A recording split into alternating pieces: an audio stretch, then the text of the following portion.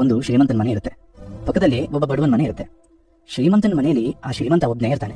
ಆದ್ರೆ ಬಡವನ ಮನೆಯಲ್ಲಿ ಹೆಂಡತಿ, ಮಕ್ಕಳು, ಅಣ್ಣ, ತಮ್ಮ, ಅಕ್ಕ ಎಲ್ಲರೂ ಸಹಕುಟುಂಬ ವಾಸಿಸುತ್ತಿರ್ತಾರೆ. ಶ್ರೀಮಂತನ ಮನೆಯಲ್ಲಿ ದುಡ್ಡಿಗೇನು ಕೊರತೆ ಇಲ್ಲ. ಒಳ್ಳೆ ಸಂಪತ್ತು, ಬಂಗ್ಲೆ, ಕಾರು ಎಲ್ಲವೂ ಇರುತ್ತೆ. ಆದ್ರೆ ಶ್ರೀಮಂತನ್ಗೆ ಒಂಟಿತನ ತುಂಬಾ ಕಾಡ್ತಾ ಇರುತ್ತೆ ಹಾಗೂ ತುಂಬಾ ಚಿಂತೆ ಇರುತ್ತೆ. ಒಂದು ದಿನ ಆತ ಆ ಬಡವನ ಮನೆ ಕಡೆ ನೋಡ್ತಾನೆ. ಅವರೆಲ್ಲ ಬೆಳದಿಂಗಳ ಊಟ ಮಾಡುತ್ತಾ ಎಲ್ಲರೂ ಖುಷಿಯಾಗಿ ನಗುತ್ತಾ ಮಾತನಾಡುತ್ತಾ ಆರಾಮಾಗಿರ್ತಾರೆ.